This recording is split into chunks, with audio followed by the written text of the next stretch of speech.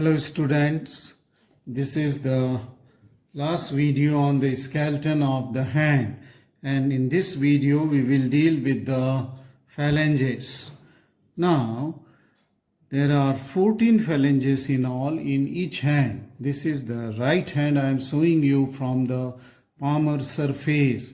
Okay, there are 3 phalanges for the little finger, for ring finger, for middle finger, and for index finger, right? But there are only 2 phalanges for the thumb.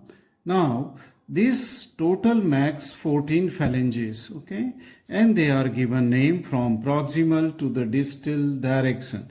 This is the proximal phalanx, then this is the middle phalanx, and this is the distal phalanx. But in case of the thumb, there are only 2 phalanx. One is the proximal phalanx and another is the distal phalanx. So these are the phalanges, okay. Now we will come to the description of these phalanges. Just take any of these phalanx and we will describe it. Each phalanx is a miniature long bone, and for long bone, whether it is miniature or long bone, it has 2 ends, a proximal end and a distal end, a proximal end and a distal end. This is proximal and the distal, and in between the proximal and distal end, this is the shaft or the body, okay. So the distal end is known as the head, okay. So the head of the phalanges are their distal ends, right. Now let us come to the proximal end, which is also called as the base. So we will see the base of an a phalanx, okay. It may be proximal, distal, or middle phalanx, anyway, okay. So we will take the description of the proximal phalanx, okay. And in this phalanx, okay, the proximal end is having an concave articular surface. If you will see the proximal phalanx, proximal end of the phalanx, then it has a concave surface, okay, on the base, okay. And this is the concave articular facet because the head of the metacarpals, they are convex, okay, they were convex, okay. So this is the concave articular phalanx. If you will see the base of the middle phalanx here, okay, these are different from that of the base of the proximal phalanx, okay, which were having the concave articular facet. Here they will have the double facet, pulley shaft facet will be there onto the middle phalanx, okay, the proximal end of the middle phalanx, right. Now if you will see the base of the distal phalanx, again there will be 2 small facet, okay, 2 small onto the phalanx, so the base of the phalanx. So these are the articular bases of the proximal, middle, and the distal phalanx. Let us come to the shaft of the phalanx, okay. The shaft of the phalanx, they used to taper, that means they are broader at their base, but they are at distal end of this phalanx, okay, they become slightly narrow, okay, they are tapering, okay. Now their ventral surface or palmar surface is very gently concave forward, as we have seen it was concave in case of the metacarpal. So it is also gently concave. But if you will see the dorsal surface of this proximal, middle, or the distal phalanx, this is slightly convex backward, okay, it is convex backward.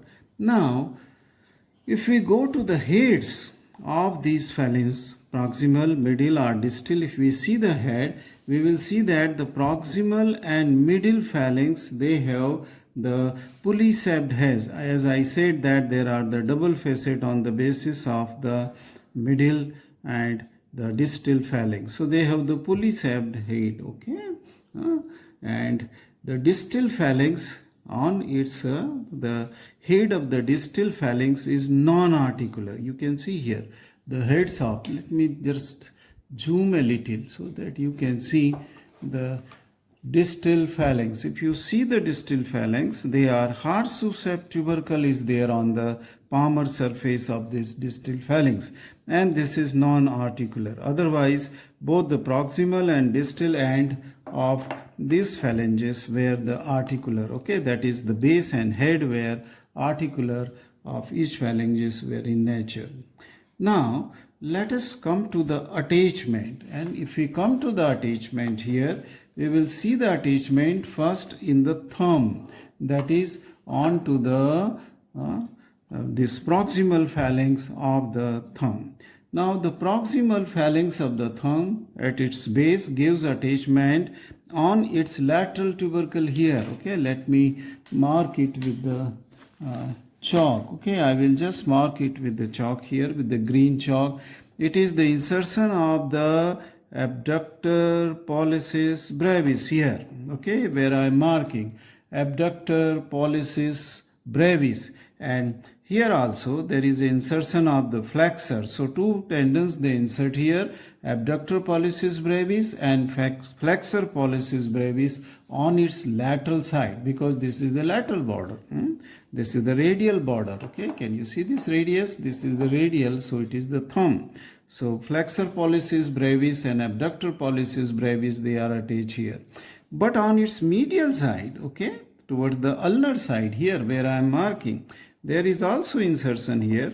This insertion is for again the two tendons, and this is adductor pollicis, okay, which oblique head and the transverse head of the adductor pollicis we learn in the metacarpal. So this is the insertion of the adductor pollicis along with the first palmar introccei. Along with the first palmar introccei is attached here. Okay, and that is there will be insertion of the extensor pollicis brevis on its dorsal aspect. If you turn it dorsally, so this is the first phalanx of the thumb, and this will be on its dorsal aspect. There will be the insertion of the extensor pollicis brevis, but it was on dorsal aspect of the first or proximal phalanx of the thumb. Now let us go to the proximal phalanx of the little finger. Here it is little, this is ulna here, okay, the ulnar side. So this is the proximal phalanx is here, okay, and here the insertion on the little finger are two muscles on its medial side. See here at this where I am marking with the chalk.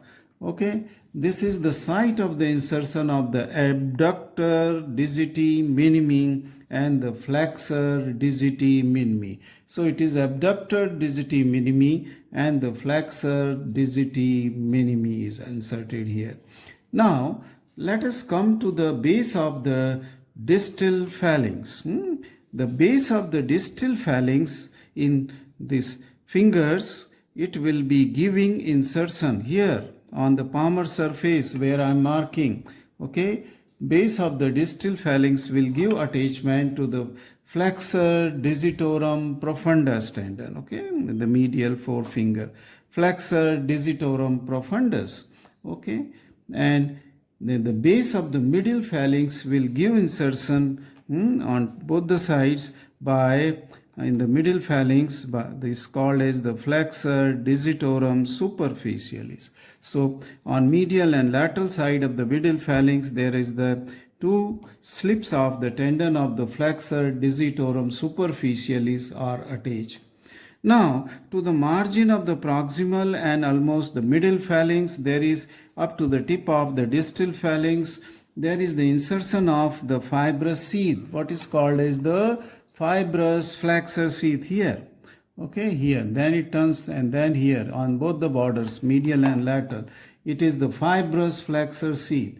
And the base of the proximal phalanx, base of the proximal phalanx here, this will give insertion to the lumbricals and introccei on either side. Okay, so in this palmar aspect, there will be the insertion of lumbricals and introccei. We have learned about the four palmar introccei and four dorsal introccei along with the lumbricals, and they will gain attachment onto the proximal phalanx. Okay, so these are the 4 proximal phalanx where these lumbricals and interossei will be attached. Okay, but on the base of the distal and middle phalanx here, on dorsal aspect I have turned this skeleton onto the dorsal. So base of the middle and the distal phalanx will give attachment to the extensor digitorum through the extensor expansion. Okay, you must have learned or will soon learn about the extensor expansion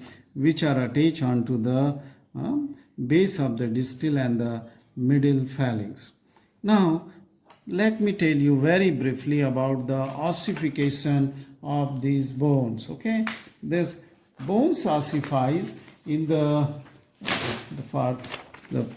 center, that is in cartilage. Say for example, this is the proximal phalanx, this is the middle phalanx, and this is the distal phalanx. Okay, so for the in cartilage, primary center will appear for the distal phalanx in the 8th week of intrauterine life.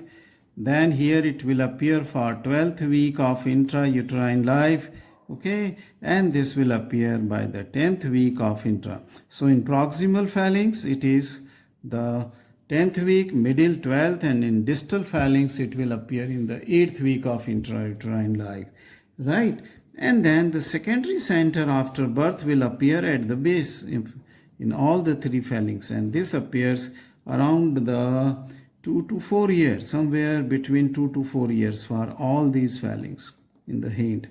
And they will unite, that means the bone formed by the primary and secondary center will unite with each other somewhere between 15 to 18 years. Okay, in all 3 phalanx. Okay, there is a wide range between 15 to 18 years. The ossification in all the 3 phalanges will be complete, proximal, middle, and distal. This complete the skeleton of the hand. Thank you very much.